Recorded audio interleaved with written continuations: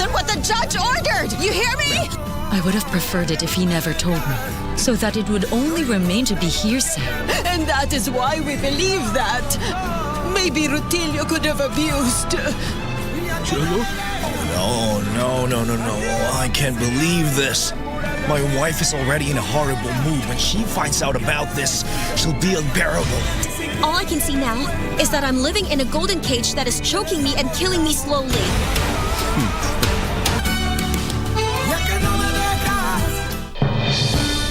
We shall legalize weed. Professor George Luchiri Wajakoya of the Roots Party. Raila Amolo Odinga of the Azimio la Umoja One Kenya Party. Unajua mimi sina pesa ya serikali ama ya kashfa. David Mwaure Wahiga of the Agano Party. And hakuna kura ya hasla mtaiba. William Samoei Ruto of the Kenya Kwanza Alliance. Presidential Debate 2022. Do not adjust your sets.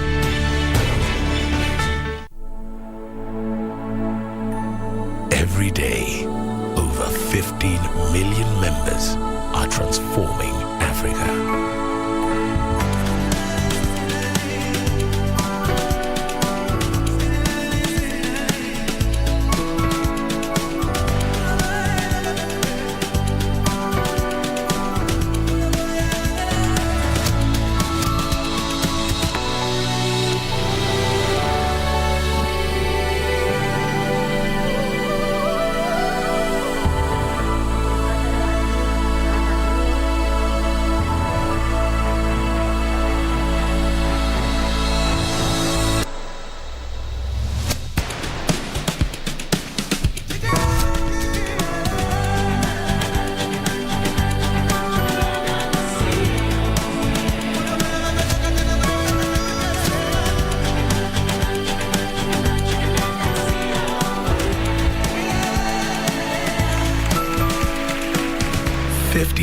Million members empowered to learn, to grow, to harvest, to lead, to dream. Equity. Karibu member.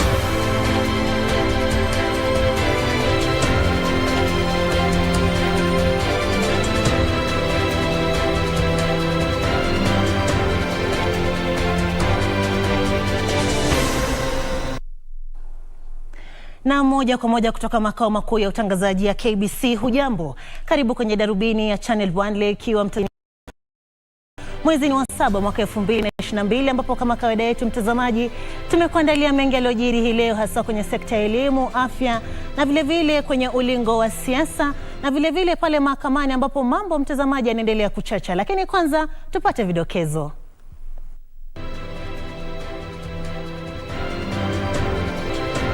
Viongozi kutoka nchi wanachama wa shirika la IGAD wakutana Nairobi kujadili tatizo la baa la njaa katika eneo la upembe wa Afrika. Mirengo ya Azimio la Umoja na Kenya Kwanza yatia makali kampeni zao Mlima Kenya na Isiolo. Na tume ya uwiano na mshikamano wa kitaifa yaonya dhidi ya utumizi wa mitandao ya kijamii kuchochea taharuki humo nchini.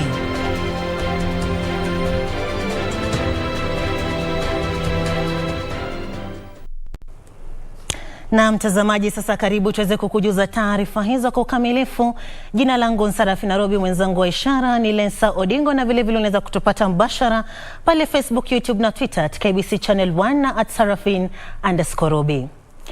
Tukianza ni kwa Tume ya Uwiano na Ushikamano wa Kitaifa imesema mitandao ya kijamii inachochea taharuki za kisiasa humo nchini. Mwenyekiti wa tume hiyo Samuel Kobe amewatahadharisha wanasiasa dhidi ya kutumia mitandao ya kijamii kusambaza habari ambazo zinaweza kuzua vurugu wakati huu wa kipindi cha kampeni. Ya visa 31 vya semi za chuki viliripotiwa mitandaoni mwezi Juni. Hayo ni kwa mujibu wa ripoti iliyotolewa na Tume ya Uwiano na Mshikamano wa Kitaifa. Of regions within the country should be discouraged to avoid polarization of supporters ahead of campaign rallies. 3. Individuals running accounts that participate in campaigns aimed at discrediting institutions such as the IBC, using disinformation and propaganda to be identified and prosecuted.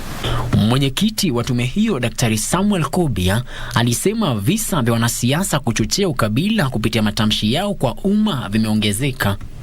Any matter that has the potential of creating, inciting potential violence, etc., we take them very seriously. But then what we do is we take time to investigate what really happened. We don't. Huku akiwahimiza wanasiasa kujiepusha na uchochezi, Kobia alitoa wito kwa Wakenya kujitenga na migawanyiko. Tume hiyo iliahidi kuendelea na harakati za kukabiliana na mizozo kabla, wakati na baada ya uchaguzi mkuu wa tarehe 9 Agosti kupitia mitandao na uwiano. Frederick Mwoki, Darubini. Na mtazamaji, na kwenye sekta ya elimu ni kuwa serikali imejitolea kuhakikisha kuwa wanafunzi milioni 1.2 wanajiunga na shule za junior secondary chini ya mfumo mpya wa elimu wa CBC kuambatana na ratiba ya shule mwezi Januari mwaka ujao. Waziri wa Elimu Profesa George Magoha amesema ujenzi wa madarasa 6500 umekamilika na madarasa mengine yanaendelea kujengwa. Akizungumza huko Mombasa wakati wa kongamano la 25 la chama cha kitaifa cha shule za kibinafsi, waziri wa elimu George Magoha alisema shule za kibinafsi zitaruhusiwa kujenga madarasa ya junior secondary kulingana na uwezo wao. Alisema madarasa 6500 tayari yamejengwa katika shule zote za umma kuhakikisha mpito wa wanafunzi, huku serikali ikijitahidi kukamilisha ujenzi wa madarasa mengine 14500 kati ya jumla ya madarasa 20,000 yanayotarajiwa kujengwa. For private schools, we are going to continue to encourage them to start standalone JCC, but also to increase the space in their high schools the way we are doing, and we are inspecting that. And as far as the approval is concerned, we are going to be on the first lane, because I would like, as we get the handover notes are usually very big. I would like my incoming person to have enough number of classrooms for January 2023. Magoha alisema wizara hiyo inaratibu mipango na taratibu zitakazozingatiwa kutoa nafasi kwa wanafunzi wa grade ya 7, na katika wiki 3 zijazo itatoa mwelekeo kuhusu swala hilo. Instructions I have from government are very simple, that we should facilitate you as quickly as possible, so that those schools that require to be registered and have conformed should be registered yesterday, so that we can work together as a team and we can be joint team leaders, so that my officers facilitate rather than block. Waziri Magoha alisema wizara hiyo iliyo chini ya uongozi wa Rais Uhuru Kenyatta imejitolea kutoa elimu bora kwa Wakenya. Government as currently constituted has spent time and resources from the public sector. You have to pay taxes, and those taxes then have to be applied. And I want to give you assurance that as far as the public sector is concerned, we have ensured that there has been no leakage of public money meant for the basic education sector. Baadaye Magoha alizuru shule za Light Academy na zile za Mary Joy Academy kutathmini maandalizi ya mpito wa wanafunzi hadi shule za junior sekondari. Serikali imehakikishia umma ya kwamba katika muda wa majuma matatu yajayo itaweza kutoa mwongozo kikamilifu ya jinsi wanafunzi milioni 1.2 watakaojiunga na darasa la 7 katika mfumo wa imilisi wa CBC mnamo mwezi Januari mwaka 2023. Michael Mwandiga, Darubini, kaunti ya Mombasa. Na shukran sana Mwandiga kwa taslifu hiyo. Mtazamaji, kwingineko ni kwa watu milioni 40 wanakabiliwa na baa la njaa katika eneo la upembe wa Afrika kutokana na hali ya ukame. Shirika la IGAD limesema Wakenya milioni 3.5 wanahitaji kwa dharura chakula cha msaada, huku likitoa wito kwa serikali kuimarisha juhudi za kutoa misaada katika maeneo yanayoathirika. Sudan na Ethiopia ndio mataifa yaliyoathirika zaidi, ambako watu milioni 10.6 na watu milioni 8.1 wanakabiliwa na baa la njaa mtawalia. Akiba ya chakula katika upembe wa Afrika imeathirika zaidi kutokana na mzozo unaoendelea kati ya Russia na Ukraine. Drought, as our chairman has said, the worst in 40 years, has intensified food insecurity, dried up water resources, and forced displacement of people, raising tensions that could trigger new conflicts. And we urgently need to manage the drought before it becomes a threat. Very dire drought situation and the famine condition it has triggered. This drought severely threatening the lives of our brothers and sisters across the region, threatening livelihood and livestock, as well as destroying the natural heritage we share through wildlife and vegetation.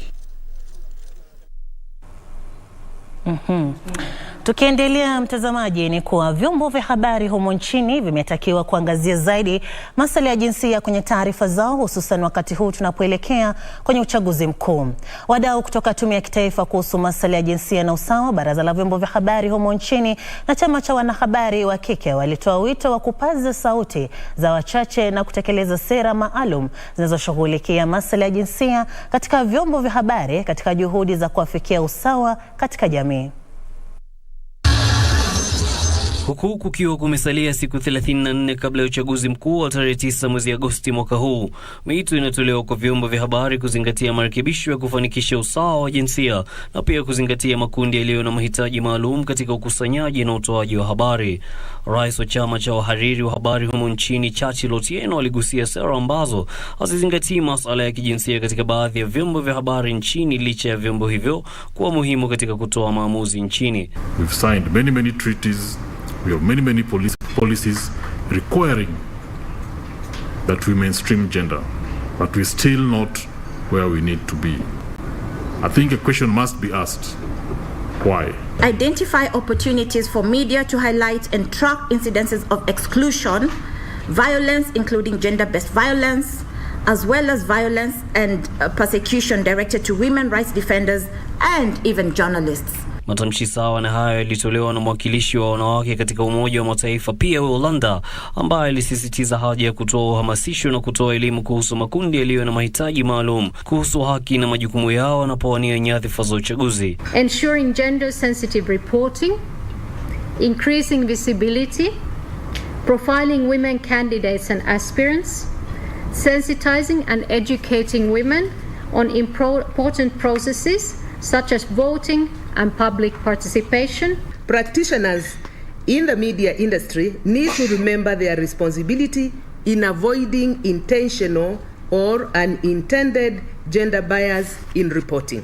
Wadau hao pia walitoa wito kwa Wakenya kudumisha amani wakati wa uchaguzi mkuu ujao. Yusufar, Darubini. Na mtazamaji, taarifa yake Yusuf Fare na tukamilisha awamu ya kwanza ya Darubini ya Channel 1.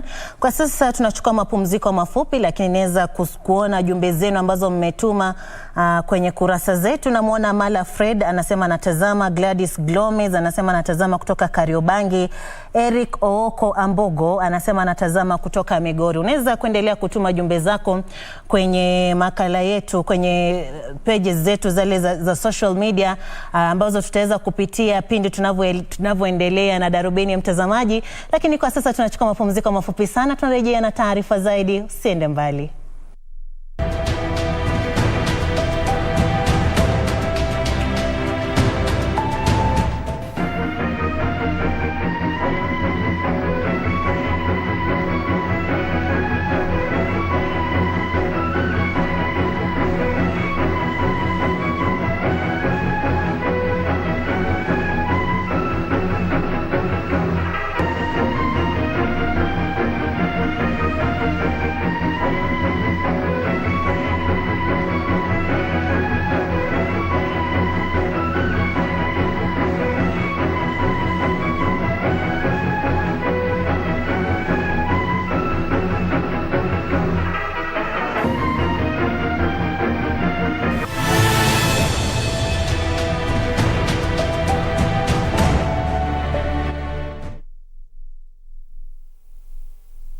Kupata lazima nishike. Kama sikiza tune yako, bonyeza *811 *962 hash. Lazima nishike mapema. Nisiposhika simu mapema utakasirika. Unajua mimi nikiwa mtu ya marathon, najua niko na experience kabisa. Niko na experience. If you don't hurry, you will not break the record. Okay, wacha nishike simu. Kupata lazima nishike, bonyeza *811 *962 hash. *811 *962 hash. Do you have a news story to share with KBC? Get in touch swiftly on email news@kbc.co.ke or call 0723 892 654 or 0734 780 124.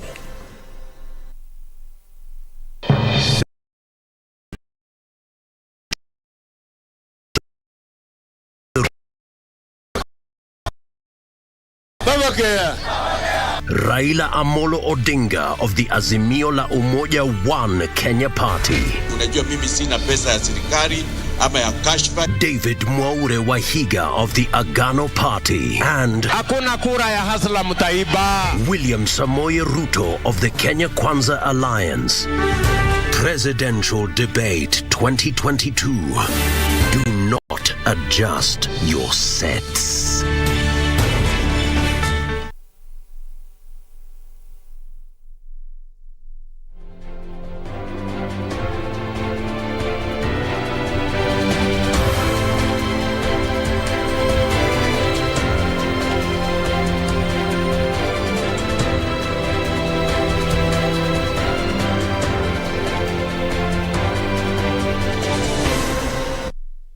Na mtazamaji, karibu tena, unaendelea kutazama Darubini ya Channel 1. Kumbuka unaweza kutupata mbashara pale Facebook, YouTube na Twitter @KBC Channel 1 na @Sarafina_Robi.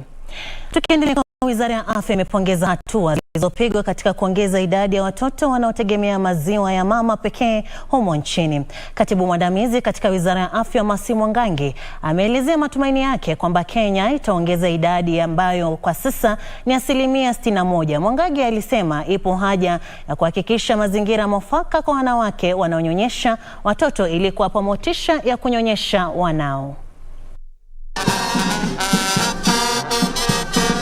Siku ya Jumanne, Kenya ilizindua wiki ya kimataifa ya shughuli ya kuwanyonyesha watoto chini ya maudhui unyonyeshaji bora, elimu na usaidizi. Hayo yanajiri huku matokeo ya utafiti uliofanywa mwaka 2014 yakionyesha kwamba 39% ya watoto humu nchini huenda wanakosa ziwa la mama katika miezi 6 ya kwanza. Katibu mwandamizi wa Wizara ya Afya Daktari Masi Mwangangi akielezea haja iliyopo kwa jamii kuwapa usaidizi kina mama wanaonyonyesha, iwe nyumbani na pia katika mahala pao pa kazi, kwa kuwatengea mazingira na pia sera zinazofaa. Each and every one of us has a responsibility in ensuring that all of us as potential actors play our role in supporting the baby-friendly hospital initiative, the baby-friendly community initiative, and workplace support for breastfeeding mothers. It's not just the mother and the baby, but the whole community support, the whole government support for mothers to successfully breastfeed. In Kenya, we commit to and advocate for family-friendly policies to promote, protect, support maternal, infant, and young child nutrition.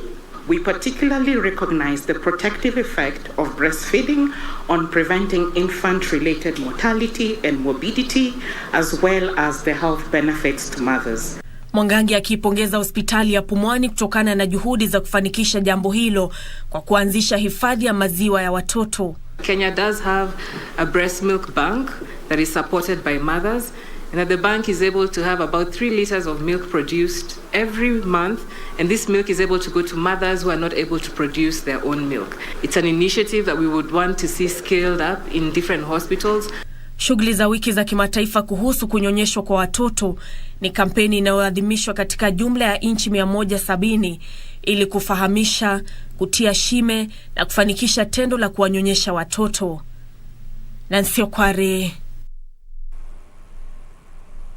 Na mtazamaji, sasa tuelekee mahakamani ambapo shahidi mmoja katika kesi kuhusu madai ya ubadhirifu wa shilingi milioni 588 dhidi ya aliyekuwa gavana wa kaunti ya Kiambu Ferdinand Waititu almaarufu baba yao amefichua mahakamani jinsi mshtakiwa alivyofanya mikataba 16 ya kibiashara kulipia mali yake. Shahidi Rahab Mwihaki ambaye ni mkurugenzi wa kampuni ya Superior Phone Communications aliambia mahakama kuwa mikataba hiyo ilifanywa katika hoteli ya Lake Naivasha Resort ambapo hoteli ya Delta ilinunuliwa. Kesi hiyo itaendelea kusikizwa kesho mbele ya hakimu wa mahakama ya kupambana na ufisadi Anthony Nzioki.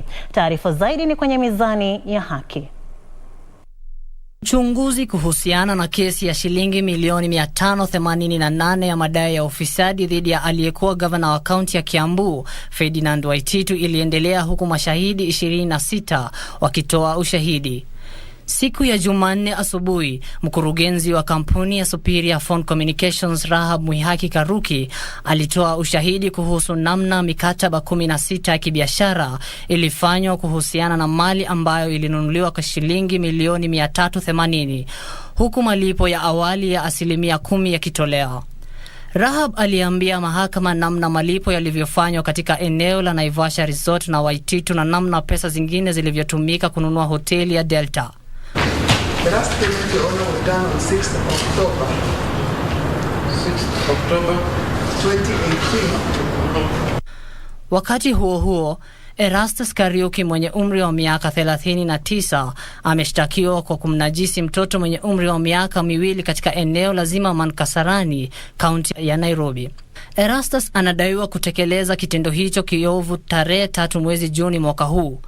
Msichana huyo mwenye umri wa miaka 2 yuko katika hali mbaya na amelazwa katika hospitali moja jijini Nairobi ambapo anapokea matibabu. Alipofika mbele ya hakimu Wandia Nyamu, mshukiwa Erastus alikiri kosa hilo na kusema kuwa alikuwa amepagawa. Ulitupiwa kitu kwa mdomo? Kwingineko, jopo la majaji watatu kesho litaanza kusikiza kesi iliyowasilishwa na Mike Sonko ambaye ametangaza nia ya kuwania ugavana katika kaunti ya Mombasa.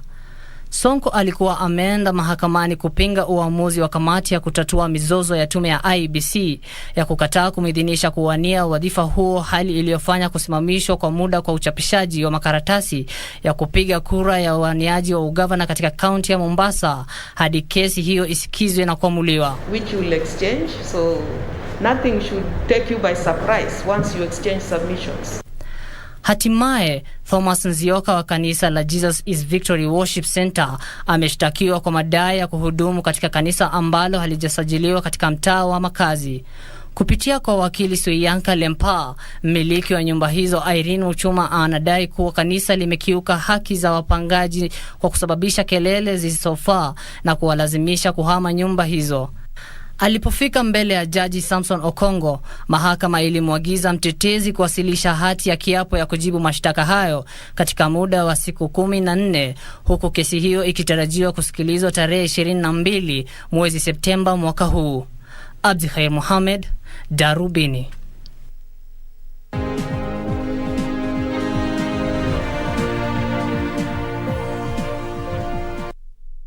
Na mtazamaji, sasa karibu kwenye safu ya biashara.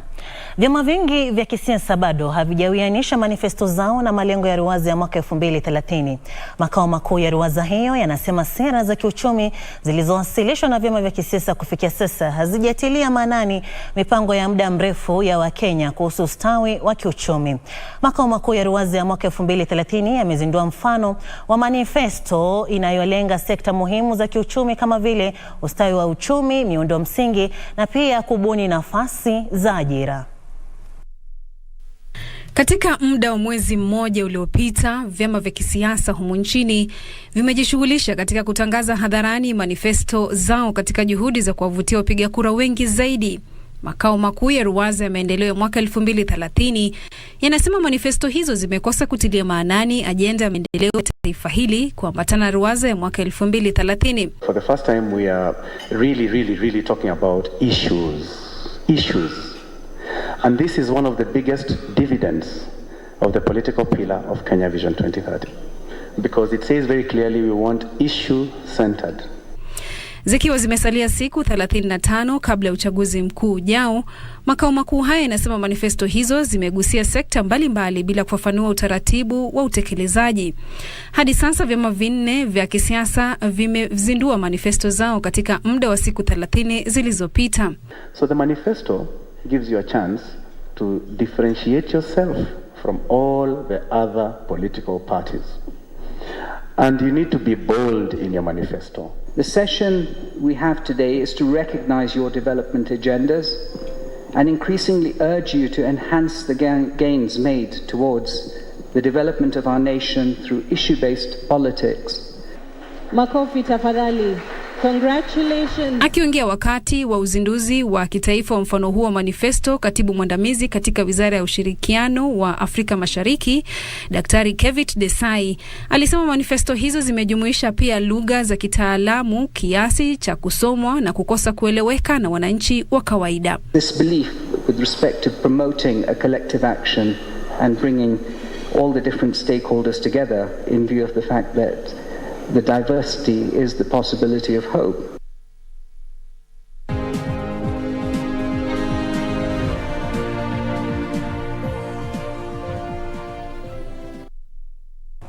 Mtazamaji, sasa kwenye ulingo wa siasa ni kwa mgombea urais wa muungano wa Azimio la Umoja Raila Odinga amesema atapunguza gharama ya maisha iwapo atachaguliwa kuwa rais. Raila anadai kuwa wapinzani wake katika mrengo wa Kenya Kwanza wanapaswa kulaumiwa kwa kuunga mkono sera za serikali ambazo zimewakandamiza Wakenya na kuwatosa kwenye lindi la uchochole, na hivyo hawawezi kuaminika kutoa suluhisho kwa matatizo waliosababisha wenyewe. Raila alisema hayo siku ya kwanza ya kampeni za mrengo wa Azimio katika eneo la Mlima Kenya, ambapo viongozi walioandamana naye walimshtumu naibu rais William Ruto kwa kumkosea rais heshima. Kinara huyo wa muungano wa Azimio la Umoja alikuwa akiingia katika eneo la Mlima Kenya baada ya kufanya msururu wa kampeni katika eneo hilo lenye kura nyingi mwezi uliopita. Raila alitangulia kusimama katika kaunti ya Nyeri ambayo ni nyumbani kwa mwaniaji mwenza wa urais wa muungano wa Kenya Kwanza Rigathi Gachagua.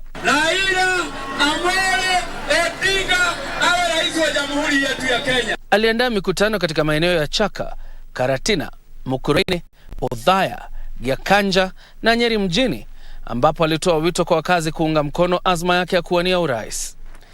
Raila aliahidi kutatua changamoto ya gharama ya juu ya maisha katika siku zake za kwanza akiwa uongozini iwapo atachaguliwa kuwa rais.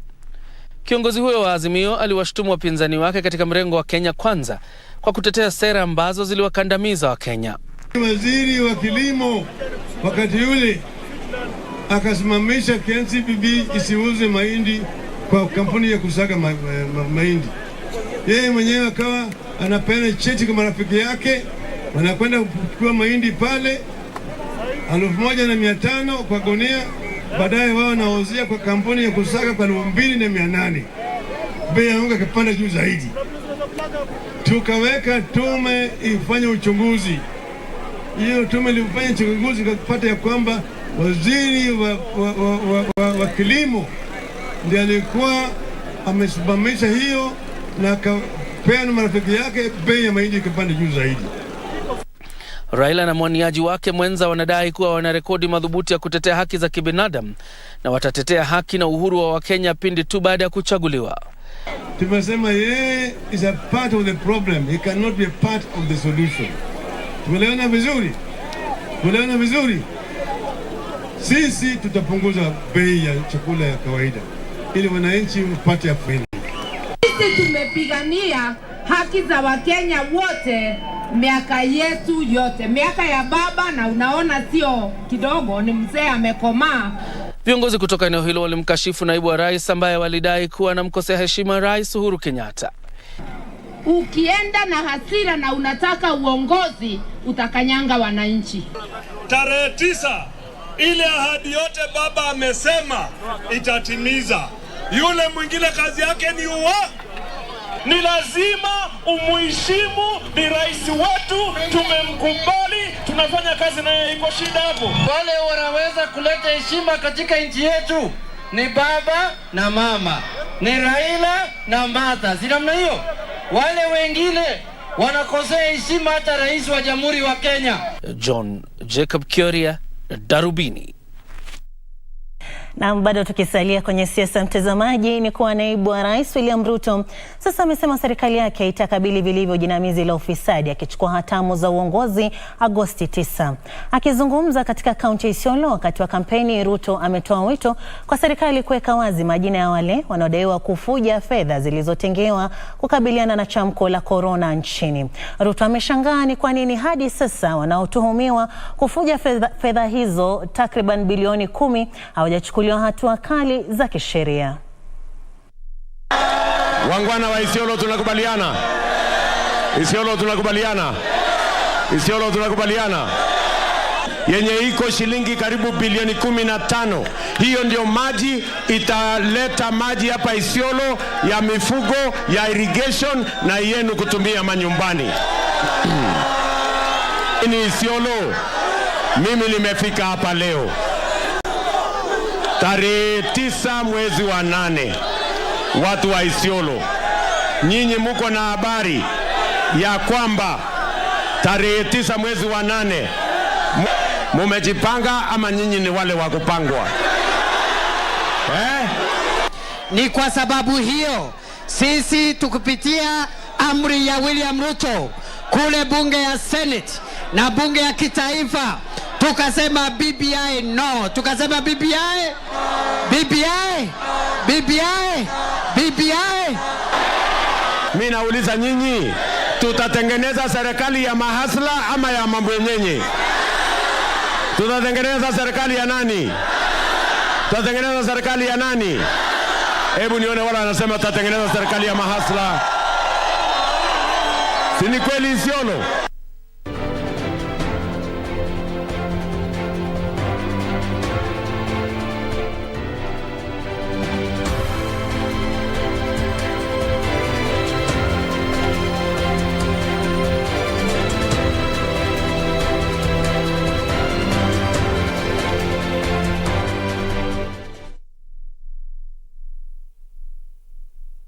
Our arts and entertainment industry has evolved over the years. It is at such times that our destinies are written. Will we rise up in courage or die in cowardice? Who are the movers and shakers in film and theatre? Get trendy as we review locally produced films and stage drama every Wednesday at 9 p.m. on Cinemas and Theatre. Brought to you by the Kenya Film Commission. Film Kenya. Capture Africa.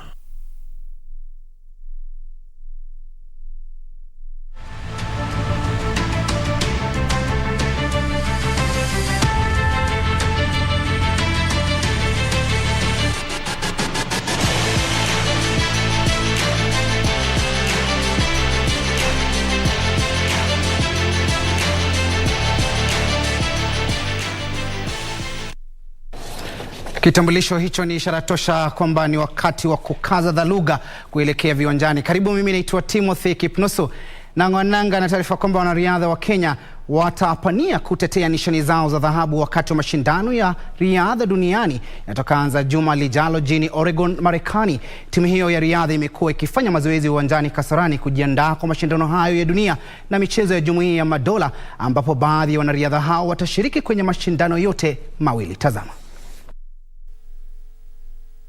Timothy Cheruiyot na Conseslus Kipruto walishinda nishani za dhahabu kwenye mbio za mita 1500 na mita 3000 kuruka viunzi na kidimbwi cha maji wakati wa mashindano ya dunia yaliyoandaliwa jijini Doha, na sasa wamerejea wakitafuta ushindi baada ya kukaa nje kwa muda kwa sababu ya majeraha. I want to defend my title and I have new guys here wants to start having something in their cabinet, so it's really hard for us, but actually the first thing and our focusness is we don't want to know is going to win, but the first thing we want to bring that glory back to Kenya. We're going to promise you, we know we have tough competitors outside there, we have tough challengers there, but actually our prayer is we're going to work as a group. We want to bring that glory back. We're starting from court, we're praying him to assist us and actually to see. We have been training hard. Julius Yego pia atajiunga na timu ya Kenya jijini Oregon kabla ya kuelekea jijini Birmingham, ambapo ananuia kutoa nishani ya dhahabu pia. Timu hiyo imekuwa ikifanya mazoezi kwenye uwanja wa Kasarani ikijiandaa kwa mashindano hayo ya dunia na michezo ya Jumuiya ya Madola, ambapo baadhi ya wanariadha watashiriki kwenye mashindano hayo mawili. As we are just focusing about that program because we need to get a most medal to bring back to Kenya, so we are just the first thing we have focusing. You have the discipline first and then everything will be possible. Ferdinand Omanyala atakuwa akishiriki kwa mara ya kwanza, huku akinuia kuiandikishia rekodi zaidi timu ya Kenya ambayo pia inawashirikisha mabingwa wa Olimpiki na dunia Faith Kipyegon, Helen Obiri, bingwa wa bara Africa Winnie Chebet na Selfin Chepsol aliyeshinda fedha kwenye michezo ya Jumuiya ya Madola mwaka 2018. Message to fellow athletes, not just sprinters, but all the athletes, is that nothing is impossible in this world, and anytime you get into a race, it means you have qualified to be in that race.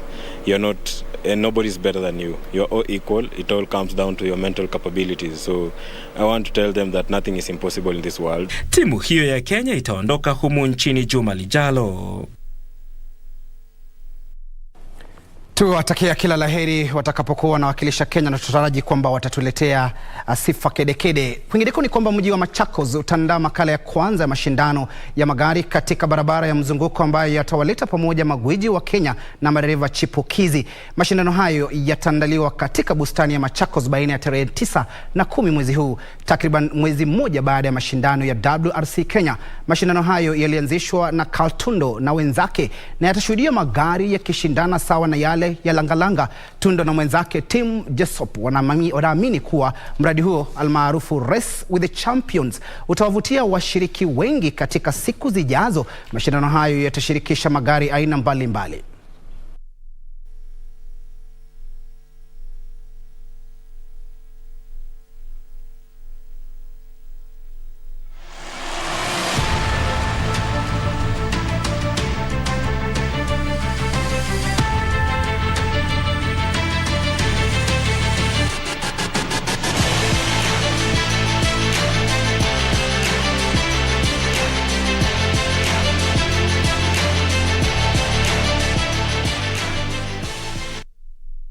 Waswahili wanasema kwamba kilicho na mwanzo daima dawama kikosi kuwa na mwisho. Kukumbusha mtazamaji kuhusiana na makala hayo ambayo yatafanyika kule Machakos, mmoja wa wanahabari wetu kwenye Dira ya Magwiji Pauline Shegu atakuwa pale kushiriki katika mashindano hayo. Kwa hivyo tunamtakia kila laheri, na taarifa hiyo atakuwa analeta paruwanja mwanahabari wa spoti Daniel Mwendo. Kufikia hapo sina la ziada ila kukunja jamvi habari za spoti nikirejesha mikoba hii kwa mwenzangu aliyenipisha Sarafina Robi. Kazi kwako Sarafina. Shukran sana Timon, nimeipokea mikoba hiyo mtazamaji, na kama alivyosema hapo ndipo tunatamatisha Darubini ya Channel 1 hii leo. Nimekuwa msomaji wako Sarafina Robi, mwenzangu wa ishara amekuwa ni Lensa Odingo. Utakuwa pia unazipata taarifa hizi mida ya saa 3. Kuwa na wiki njema.